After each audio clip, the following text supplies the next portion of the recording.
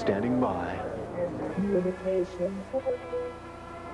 A sense of stuff in a school, being state-of-the-art, doing state-of-the-art. We're standing by. a sense of communication of some level. We know that the hand is a symbol of many watch the eyes and watching, and a sense of occupied space.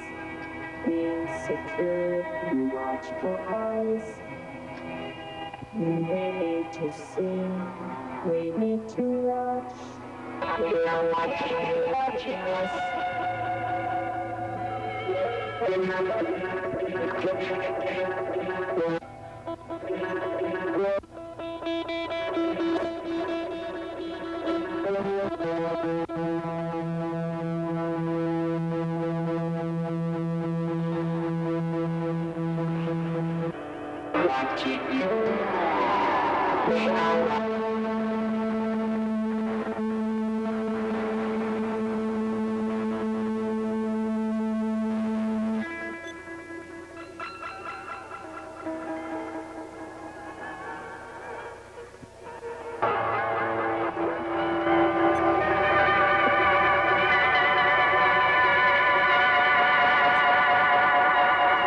Yeah, that concept I think is pretty clear. Okay, now all we need to find out now is if they're taping now, and if that camera's working, we can do this on tape and don't have to film it. That would be great. I think Do you they know are what's taping. happening? It's working. Okay. Is Alan or... Alan? Yes. Are you now taping? I mean, can we run this thing on tape with this camera instead of trying to get Anita to film it? Sure. I think it's being taped. I think we've already got it. Well, we can do it. We can do it again. Yeah, I mean, so that... We can do it again. Yeah, I mean, so that... We can do it again. Yeah, I mean, so that... We can do it again. Yeah, I mean, so that this... Weeknight's Jane Goldman went to the Center for Instructional Media at Cal State University last week to gather material for tonight's lifestyle report. It seems some video artists were visiting from the Midwest, and Jane said they had some startling news about the future of communication. Someday the television you're watching may be more than the boob tube, more than a form of entertainment. It could just be a form of communication as important to you as your telephone. And I'm here at Sac State University with a couple of people who are going to tell us more about that. They're Jane Veeder and Paul Morton of the Art Institute of Chicago. And Paul, tell us what? It's not Paul? It's Phil. Jesus! So it's Phil Morton and Jane Veeder, right? Right. Phil Morton, Jane Veeder from the Art Institute of Chicago. Right.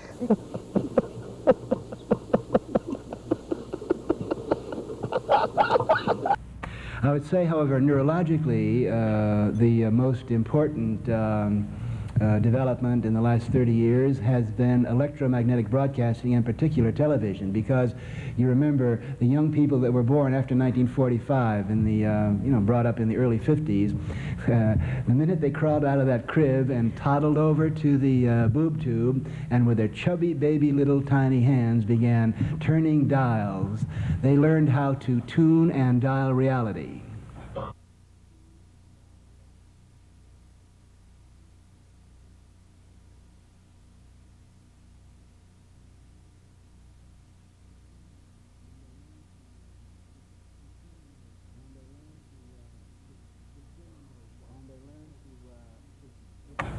And they learn to discriminate the hypes and the cons and the sales pitches and the politicians and the product advertising, and they click Channel 5, Channel 7.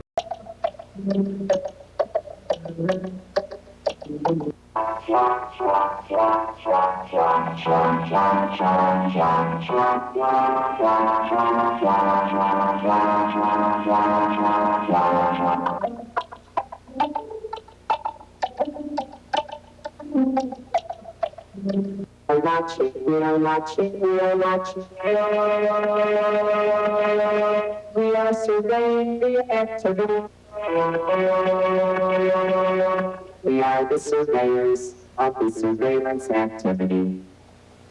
We are watching 1,000 eyes act and interact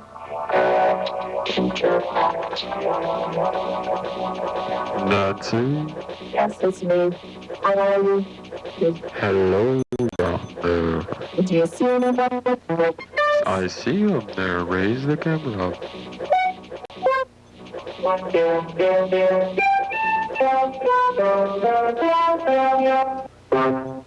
Outside and inside, watching everyone. Okay, Mark, can you hear me? Nod the camera up and down. Okay. Now, Mark, I want you to stop nodding, raise the camera up. Mark, raise the camera up a little. Okay, now, a little bit, stop. Turn the camera to the left. No, yes, back to the right a little bit, not very fast. Move slowly.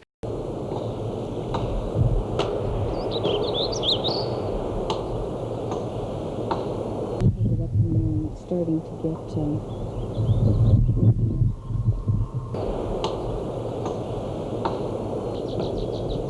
First of all, it's a compact way of saying what it is to say that it is a general purpose patch programmable, meaning programmed by patch cables, analog computer.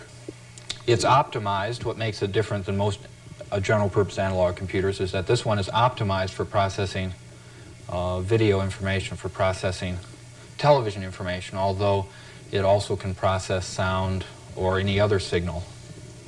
One way to look at this machine, or for that matter, any process in the universe, is to distinguish it into a set of classes that have to do with inputs, processes, and outputs. And although this device has two modules which originate signals, its primary power is in terms of processing signals, taking signals in from the outside, processing them, and then outputting them to a monitor or a TV tape recorder. The only external input that's being used presently in the image processor is the TV camera that's on me, and it's actually being patched through the processor. I can control its gain over here, for instance, make it go away, come back. Now the camera comes in along this cable here, which is a standard camera cable, goes to these two modules here, which have to do with generating the sync for the camera and stripping the sync off the video signal coming from the camera. It's inputted to this, which is simply called an input module, which prepares the TV signal for the processor. If I pull this cable, for instance, the image will disappear. The simplest way to show what the image processor does is to simply do some simple or primitive processing steps that it can do. For instance, the comparator, which is this unit here, I'm now running a signal from the camera input into the comparator and then into this output module. And if I switch to the process signal, you see something like a codolith turned all black and white, except that I can very easily adjust the gray level at which that transition is made. Now that's one primitive processing step. Another primitive processing step is the function generator, which I will transfer to now. And with that, you see I can adjust the continuous transfer gray levels. There's the white area, middle gray area, and black area, and produce effects that are like solarization, but somewhat more complicated. Another processing step that I can use is the differentiator, which is this module over here, which just extracts edge information. For instance, the white hand, which is a different color than the background, appear at the, or a different value than the background, appear at the same value, because all non-changing, all constant values have been thrown out, and I look at edges. Another one is the value scrambler, which is this module here. I'm patching in here and out here, and I'll turn to that process. What that does is divide the value region up into 8 separate value regions, and I have independent control out of each one of those value regions. So I'm going down now and adjusting them from white to black, or playing with them from white to black. This module, like other modules, the knobs also can be done by control voltage, which allows for a more complex interaction.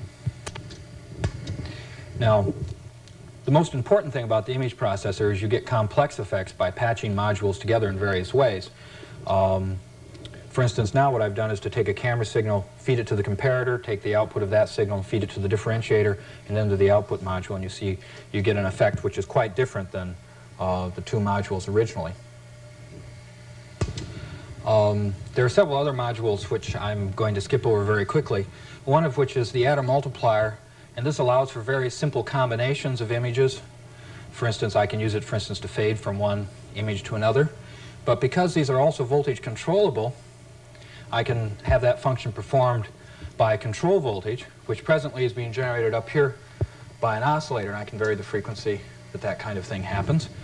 I also can generate standard special effects, as I call them, like this is, for instance, a key. And they all can be generated with this adder multiplier, which is kind of a ubiquitous utility module. It allows combining signals in both simple and complex ways. And now color. Turn your sets to color now. Color in this instrument is handled as 3 monochrome signals, a red signal, a green signal, and a blue signal. For instance, I'm now on the red signal. I could make this monochrome signal green, or blue. Now you also notice the complements there.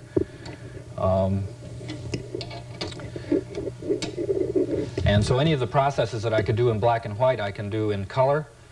And by doing slightly different or radically different processes in each of the channel, I can get, for each of the color output channels, I can get a complex. Complex now?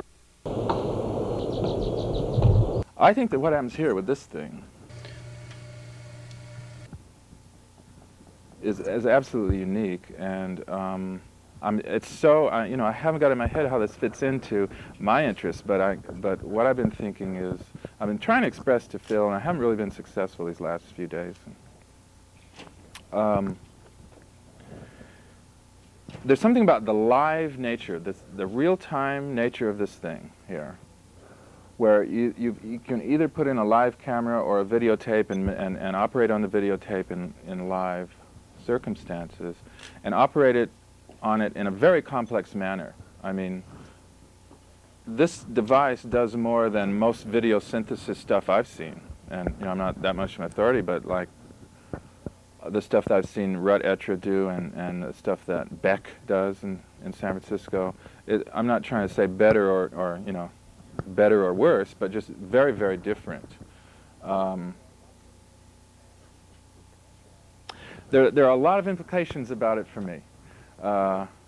One is, I'm really interested in the idea that the individual sitting there using television should be able to use television not as the end product of an output which is called reality, but as the beginning for constructing a reality. I guess perhaps you referred to the aesthetics of video and how these are related to the kind of physics that are basic to the medium itself. Can you be any more specific about some of those points of correlation that you see? Between physics and the physics of the system and aesthetics of the image. And how one determines the other. More specific than I was? No. Well, you can repeat. Delaying time. You set up this system, which is completely unpredictable. With video, one can change that image in time, since we're dealing with real-time processing. One always has that alternative to change something while one is creating. Real-time video is in the present. Let me just go maybe a little bit back into the times. It's also my way. It is a strict dialogue with the medium. I don't impose on the medium, and I hope the medium doesn't impose on me. We engage in this dialogue. We find out something that this medium can do for us, and then we try to find an application to make it into something that we call a product. Some people call it even art. Well, we were just about to be able to control the material to the degree that we could even think about it as an art discipline or art style. See, we never thought of video being an art. I come from discipline. Actually, what I most experienced as art was writing, fiction writing, and poetry. That was in my life art. When I went into movie making, movies weren't really art. It was socially maybe more kind of open, but it was, of course, produced industrially. It had a supreme political meaning, especially from the background I come from. And then the video, of course, was a phenomenon. Had nothing to do, really, with kind of aesthetic kind of feelings I had. Well, we had both. Steina comes from music. Slide it around. Okay. We are now windproof. Sounds different.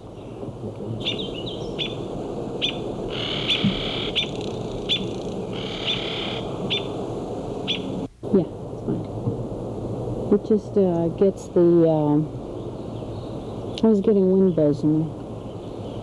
Wind boom.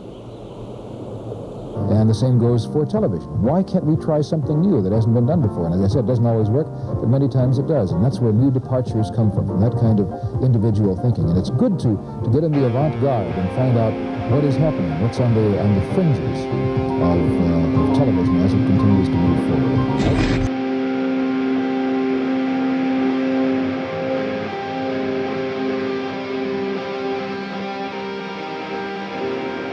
Like a program like that, not everything in it works, but when you're doing something new and different, when you're sitting off on tangents, you have to be unafraid to ask the impertinent question.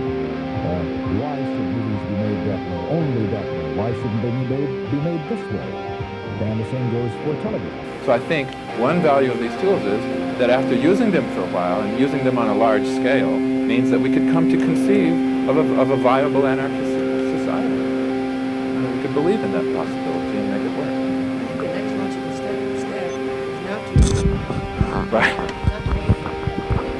We've talked about, and a lot of people in the reports that I've been sort of listening to have talked about the idea of not waiting for this new technology, you know, like in 10 years we're going to have this new toy and so forth, but demanding it, realizing what it is, or investigating it, and making demands already, okay, before the thing gets so, you know, interwoven and so locked in that you can't move it. Yeah. So I think the next logical step, and it's one that I've been asking for a long time, and I think some other people have too, we haven't gotten too far, is to, like, go to Walgreens, okay, or take this stuff like downtown, get it out of the... Because we're just as protective as anybody else. I mean, most people will deny that. But I know, you know, if you spend a week in here, you know who has access and who doesn't. So we even, you know, don't share the information with each other. And I think it's got to be a collective thing if you're dealing with something on the scale of network or really getting information out. So instead of going from, like, one institution to another institution showing this stuff, which we're still doing as artists, most artists I've known over the last 10 years are still doing that as a process, which is co-opting ourselves beautifully, you know, we should take a lot more chances and sort of expand that whole thing now. Live, all the way from channel SAIC. SAIC, all right. I don't think that mass two-way broadcast is possible. Well, that's what it's going to be with satellites, Gene. No. See, what I think is technically impossible is to use the airwaves like you use the telephone. You think it's impossible to use? Yes. Yes, I think that is impossible. Now, I'm saying use the airwaves like you use the telephone if the telephone also were capable of program distribution. That is to say, if you had a telephone through which you could do video phone like you do telephone, but also through which you could dial up programs to be distributed to you. I want to see this movie, I want this data, I want this report, I want that slide. Okay, now if that were telephone, I don't think you could use over-the-air broadcasting that way. And since you can't. There's not enough room. Yeah, there's not enough room, and not only that, there's not enough spectrum. For everybody. Plus, there's not enough specific directionality. In other words, how, using the airwaves, could you specifically address a particular, you know, message to a particular user only? See, that's the difference. The criterion is that the autonomous the user should be completely and totally autonomous within the context of this massive system, and able to move with complete autonomy, interacting with that system in a way which no one else may be interacting with it, which is what happens every time you use the phone. Okay. That to me is the criteria that has to be achieved, and I just don't see it happening in broadcast. Nor, I mean, and satellites don't make any difference. There's no way that 200 million people could send discrete and unique messages up to the satellite, and then have the satellite process that, and then reply to all those 200 million back down again discreetly to that person. No matter where they've gone. I mean, I think we're confusing something there. I think that is possible with satellite. I don't see how. Well, I don't think it's a media problem. I think it's an equipment or a decoding problem at all the terminals. Because the fact is that in 10 years, the telephone company will introduce a fiber optic transmission system which has something like 10 million times the bandwidth of even television itself.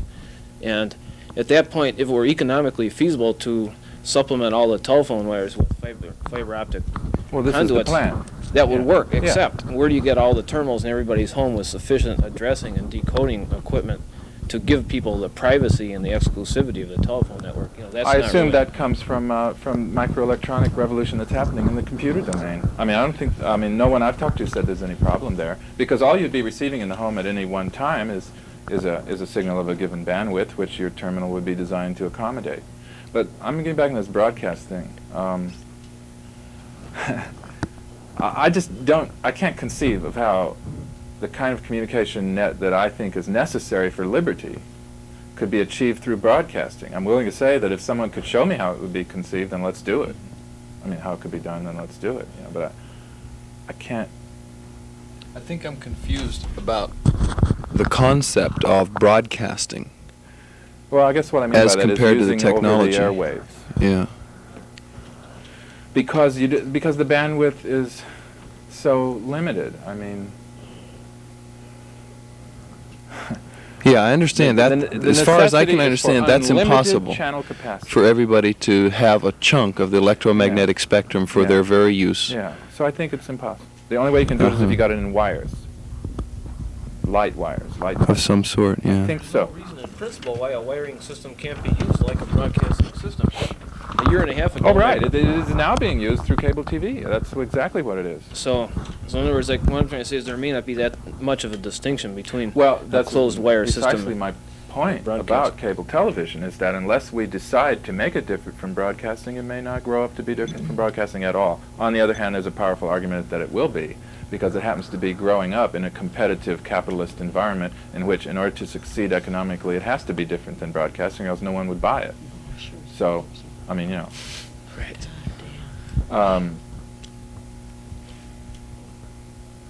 But the telephone wire model versus the cable TV tree model makes a big difference. In other words,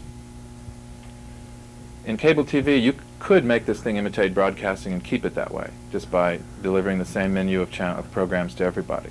But on a phone model where nothing is being delivered to anybody that they don't dial up and request, you see, this will make it very hard to maintain the broadcasting model, the mass audience model. That's why, to me, it's a real important decision, and why I want AT&T to do it.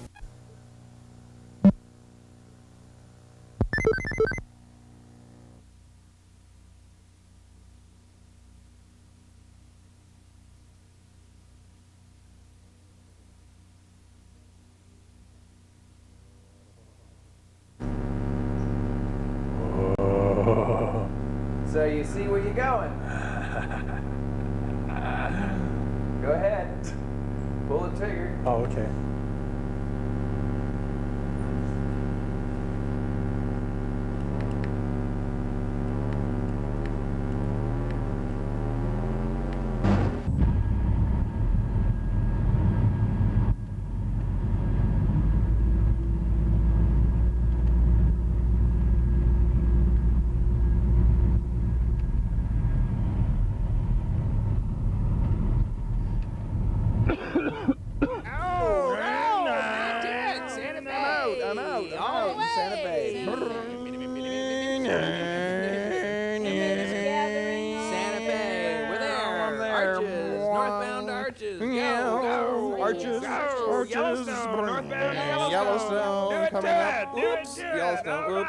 Glacier.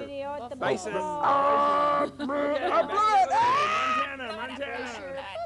I got root too good. I got root too good down in Chicago. You wrecked us. Get back in the country. Back down to Chicago. Chicago. Going back out. You're ready for over number 5. You're out. Go, go, go. I erased us. Hyperspace, Colorado. Don't forget the thing. Okay. Reno. You're good. Oakland. Reno, Sacramento. Mojave. There it is. Whoa! Tucson. Back to Santa Fe. Boom! Back the other way. Coming back into home base.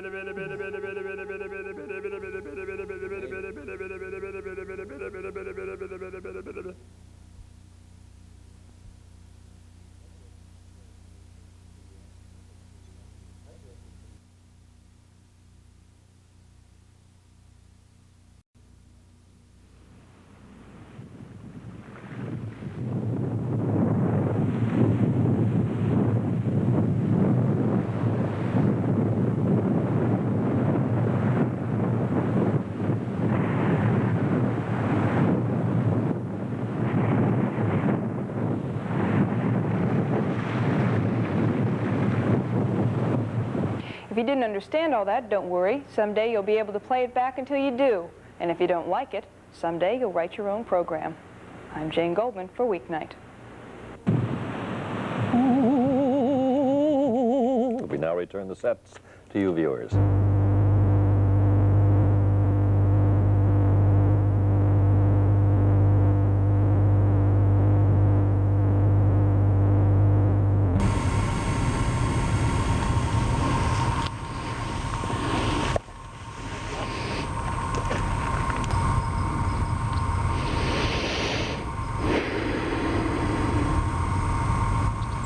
The camera, turn it.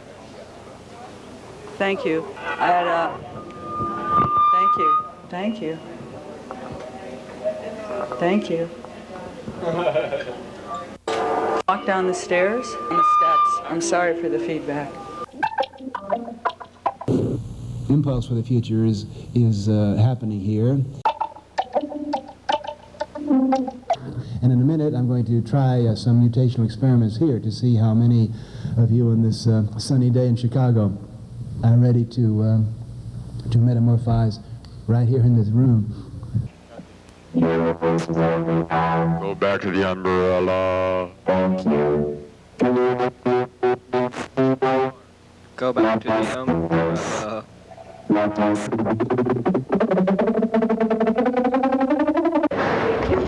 These are a bunch of crazy people.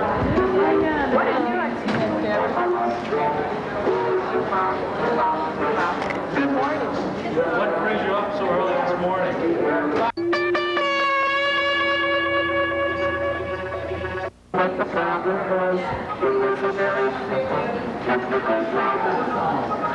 This guy wants to sing. I want to sing. I want to sing. I want to sing.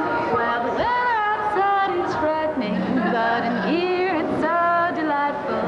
And as long as I love you so, let it snow, let it snow, let it snow.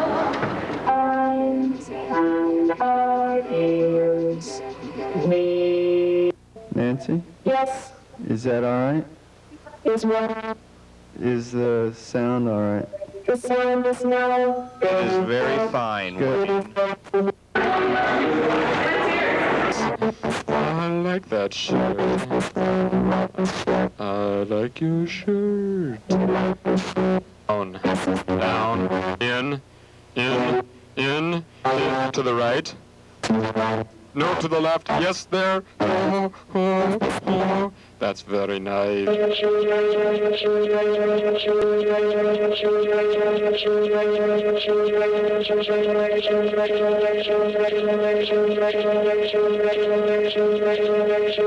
If you were operating through a national information utility that was decentralized, user-controlled, and like the phone network, and you were listed in the directory, and the directory would may be a paper thing, but it might also be an electronic directory, you know, broken down into small areas of the town, you know? And so you would dial up directory, and the directory might be broken down. The directory, in fact, might be a new industry for people who wanted to do social, cultural work. And it's more than a dialogue. In this case, the media took over, of course. Nam June Paik, for example, has showed us in very crude ways, you know, 10 years ago, how you could mess around with the magnetic coils and make the picture go woo and do all these crazy things, you know. And we all, I'm sure, thought, well, that's kind of aesthetically kind of, you know, marginal, but the ideas were great, right? This Nam June is smart. I mean, even though he's like not much of an electrician. Sometimes bringing in already created images, because I'm using a camera, is a limitation, because it necessarily has the shape of whatever object I use the camera for to reproduce. So that I find increasingly I'm trying to create shapes that have no basis in nature whatsoever, yet may evolve from something in nature. So that if I'm interested in keying two images into a space, I'm very conscious of what is going to have the higher luminance value in the original tape, because I know that when it comes time to rescan that image and add color, that portion is the one that's going to be a prominent value in the picture. So in that way I'm becoming much more judicious about what elements are going to be recorded in the original images for processing. It is all everything is always preset. Everything I do is preset. See, I work out all timing and everything, and I run it. That's the beauty of video. You know, I like to set all knobs, set everything, and then just let it run its course. And I sometimes interact with it, but minimum.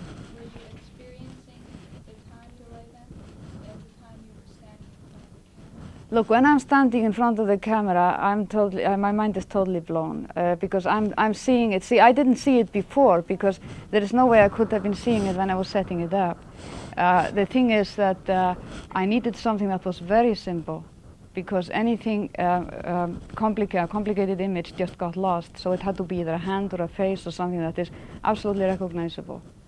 So once I pointed the camera on my face, then I am seeing it for the first time like you are seeing it. I'm totally fascinating, and I don't even know how long it rolls, and I'm sure the original tape of this is very long, because then you just let it roll, you know.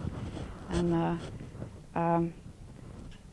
I just have, when I work, I just keep the recording button down and ready, and then I just release the recorder and let it go as long as it wants.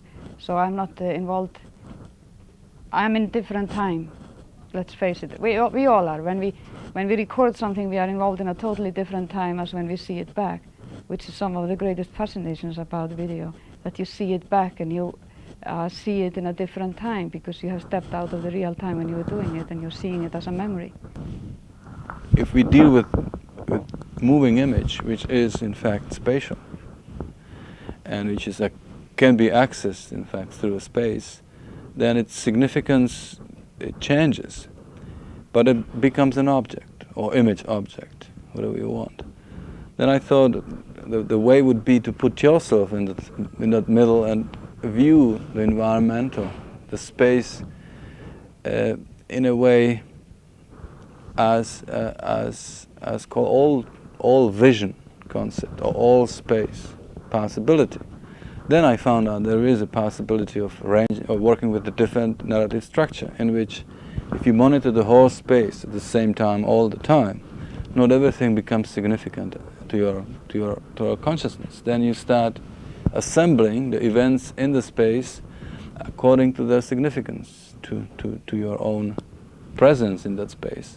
That means whenever maybe something changes the color or moves, then you would point your attention to those directions and eventually assemble your own personal kind of narrative sequential order. Because our mind as well, our consciousness, may not be able to be accessed otherwise than sequentially again. We don't know what we really are in the sense of the realization. We know that everything we realize seems to us to be sequential. Chinese also has influenced me a great deal. I studied Chinese for a while, the ideograms in Chinese and the characters themselves. In Chinese, you may have a series just based on one sign, and so there's an organic and mental configuration transformation which takes place through these series using that one sign as a basis. So it's really like video permutations. So it struck a profound chord in me because that's really what I'm very interested in doing, is through various transformations of an image, creating meaning at every step of that transformation, and not just letting it be variations for the sake of variation. Art may be produced, and it may be tape recorded and may be sold. You may forget about the tape recording and simply just have this extremely therapeutic, consciousness-raising experience of showing yourself what you like. Learning that you like something you didn't know you liked because you didn't know that something was possible. So you're expanding the domain of your possible descriptions. The more your domain of possible descriptions is expanded, the less one description can control your behavior. The less you will believe any particular description about reality. All of those predictions about computer power and what it could do for people, and then bringing in art and what value that is, seems to be embodied in this device somehow, because it's so inspiring. I mean, I've been looking at the stuff you've been doing at night, and I think, God, you know, let's start from there and make a tape that does this and this and this, and oh, think if you could integrate that into that, and God, immediately have ideas for 10 tapes, you know, that would win awards. The possibility of getting such a device out into the world is extremely important. And we also talked about the word education being derived from the Latin educere, from which our word educe is also derived, and this means to draw out. So education is founded on a word which means to draw out, not to push in, which is the model for all education. Come here, you've got education, you know? Where's the next one? But education is not that. Education is the process of establishing an environment so sensitive and variable that it can draw out of each individual what is unique to that individual. This necessarily means that the individual has to do a lot of work in that environment. The individual cannot lie there passively and say, okay, draw out of me what I am. Give me to myself. The individual must give himself to himself, but with the help of tools that help that. You know? So you sit here learning who you are, what you are as an artist, what your preferences are, because you've got a palette that is dynamic and not static. It's not, here's red, blue, and green, but here's maybe red, but it could also be anything. You know, it's alive, the palette. Dynamite, I think, yeah. Very inspiring. Now, if we speak about time and sense what happens, how it evolves, in the sense of now, and then it takes some time, and then it's then. There are a couple of models that I think are interesting. One is, when you're put in a situation of rich feedback, you learn very quickly. Now, displaying tapes is a much more passive relationship. So part of the phenomena that's going on in my mind is the people playing with the toys are having their vision accelerated in some direction or another at a rate that's much faster than any audience can follow. And I think a strong model of that is electronic music. There is very little electronic music of kind of non-classical imitation form that's available to people. And part of what's happened there, I think, is the electronic musicians' hearing has been accelerated into very special spaces by the kind of learning they've been able to do with their own instruments, and the audience does not have the tools to educate themselves to follow.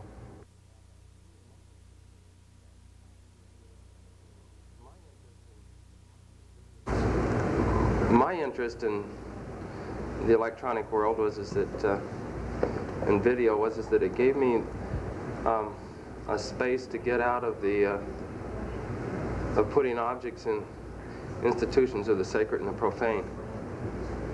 It gave me this whole new world where I could create a thing and then get a television channel to come in and review it on the 6 and 10 o'clock news. and they'd click channel 5, channel 7, channel...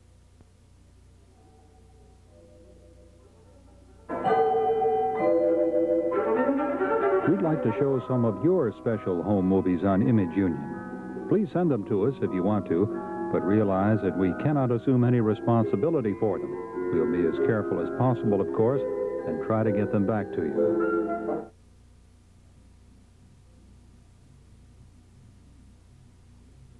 What we do is also a whole kind of different involvement.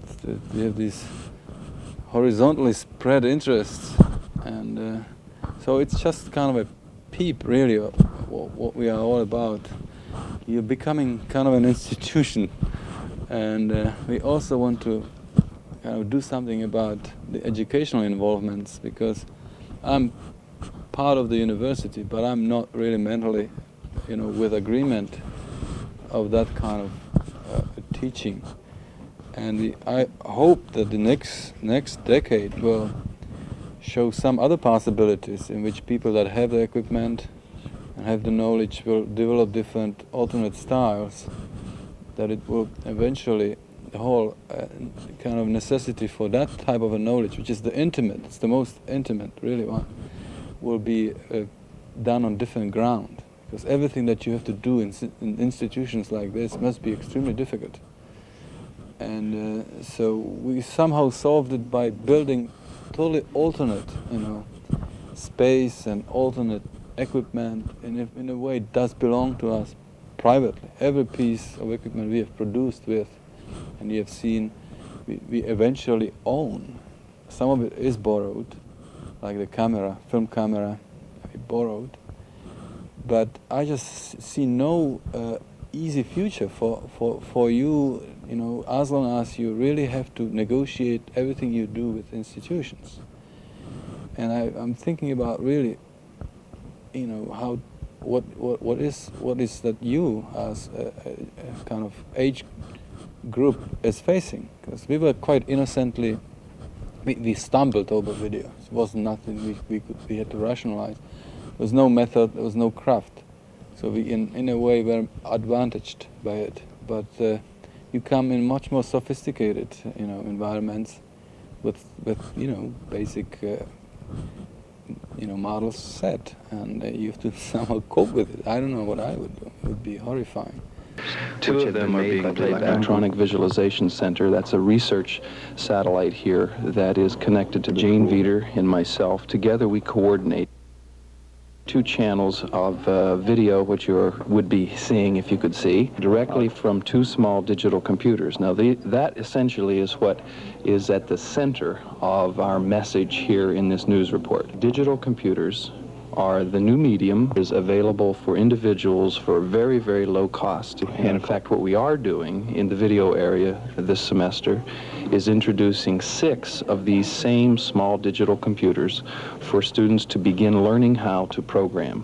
What you do when you program a digital computer is that you learn to speak, read, and write a computer language. Now here at the Art Institute, what we will be learning, the language that we will be learning is called BASIC, Beginner's All-Purpose Symbolic Instructional Code. The new medium that we're deeply concerned about is digital computers, and we want to get those into the hands of visual art students. The brain is basically an electromagnetic chemical instrument, and television and dialing and tuning with your little baby hands is the premonition of how we're going to be able to dial and tune our brains now and in the years to come.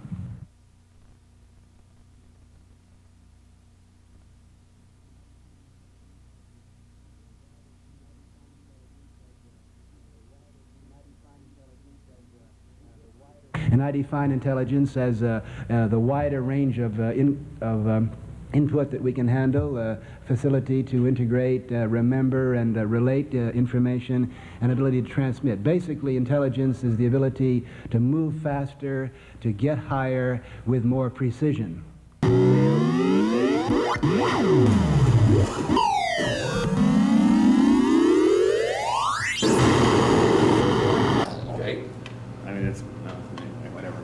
So anyway, Phil, you want to see me bring up Gorf? Yes. Okay, let's go.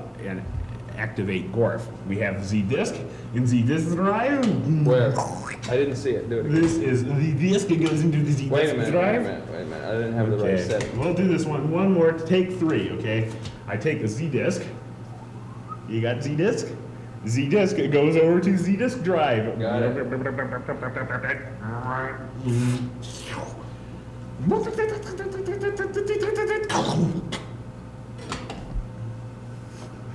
Okay, I come over here and find the reset button. Action! Okay, now we're back here to the screen. You're over here. Okay, here we go. Control T. It says terse and 14 bar 79 hello. Then I type 220 load, 158 load, carriage return, and then GORF gets loaded into memory. Is that it loading now? That's just, I don't know where that came from. Yeah, there is some loading going on. If you go back over there, it just went by, so you might have missed it.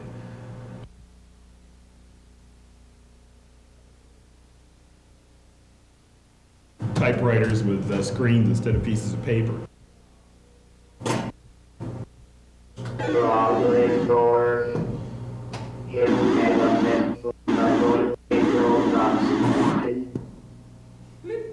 Okay, there it comes.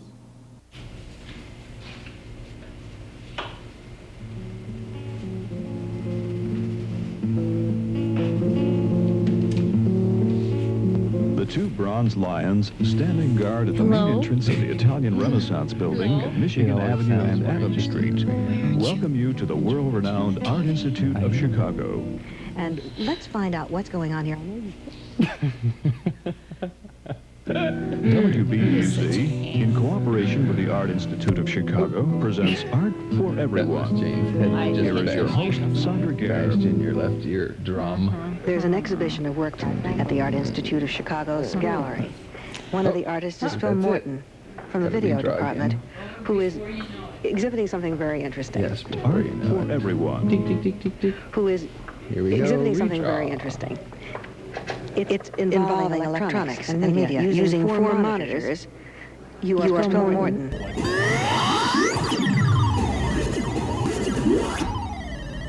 It's involving electronics and media using 4 monitors. You are Phil Morton from the video department using 4 monitors. You are presenting a news report, and I'm going to let you take over, Phil, and tell us exactly what it's all about. What you can't see, being that this is a radio program. If you can't see, being that this is a radio program, would be 4 channels of audio. What you would be looking at would be 4 channels of audio simultaneously being presented. 4 channels of video simultaneously being presented. 2 of them are being played simultaneously being presented. 2 of them are being played back. Electronic Visualization Center. That's a research satellite here that is connected to Gene Veeder and myself. Together we coordinate 2 channels of video, which you would be seeing if you could see, directly from 2 small digital computers. Now, that essentially is what is at the center of our message here in this news report. Digital computers are the new medium, is available for individuals for very, very low cost. And in fact, what we are doing in the video area this semester is introducing 6 of these same small digital computers for students to begin learning how to program. What you do when you program a digital computer is that you learn to speak, read, and write a computer language. Now, here at the Art Institute, what we will be learning, the language that we will be learning is called BASIC, Beginner's All-Purpose Symbolic Instructional Code. The new medium that we're deeply concerned about is digital computers, and we want to get those into the hands of visual art students. Let's go back to the beginning for those listeners. Even though we can't. The very beginning of visual computers, anyway. When you say digital computers, what is it? What is it? It is, in one sense, you could say that it's an electronic circuit which counts very fast, very, very fast.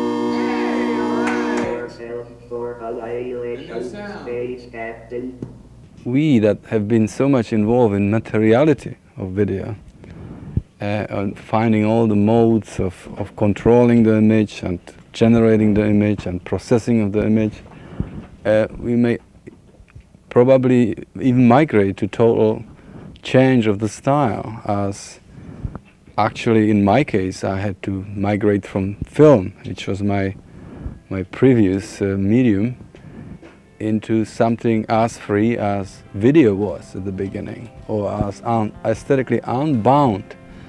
And so I'm curious that each period or each group of people getting involved in this electronic medium will probably find a whole different range of problems and interests in it. And I'm just curious, what will the next step be?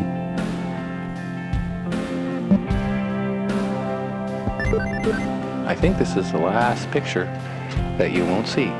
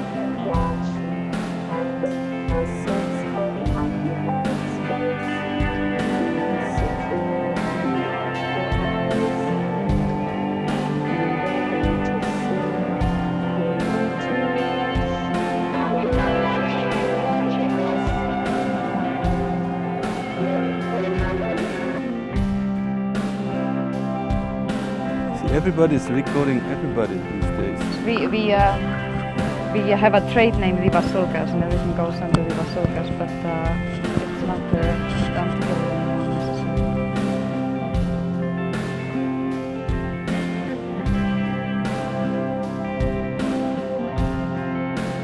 That's us. That's everything we're doing right now. I'm wondering if I can't quite see us, but I know we're down there somewhere.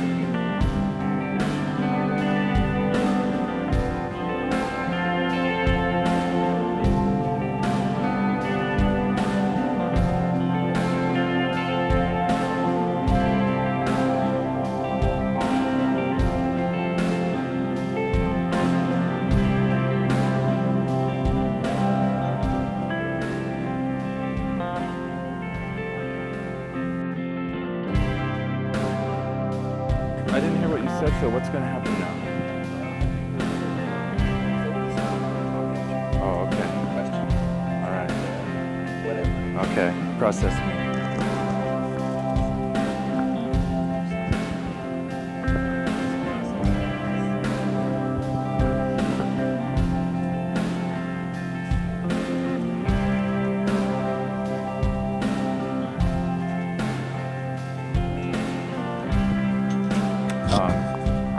We're going. We're going. Sitting in the right place. my position correctly in the video domain? Nod the camera up and down. Okay. Now, Mark, I want you to stop nodding, raise the camera up. Doc, I can hear him. Hey, can you hear us? Cafe, yoo-hoo. Hey, yes? Yeah, Ben. Can you hear us good? I can hear you kind of okay. Just keep talking. Keep talking. Mark, can you hear me? Pardon me? It's okay, he doesn't need to hear me, does he? I just direct him. It seems like, well, I don't know. It seems very futile to try to define what the intrinsic aspects of the medium are, you know, because I think it varies so much from person to person. Yes, I mean, I think we can only look to individuals to discover those applications. I think there are some real hearts of the medium, and I think some of those hearts definitely lie in one medium in relation to another, finding a nexus. Hang on, for a few minutes. Hit punch up number 3. There we go. You're on 3. That's psychedelic.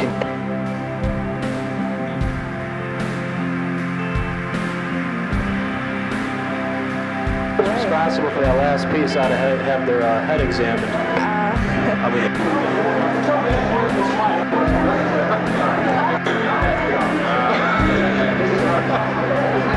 I saw it.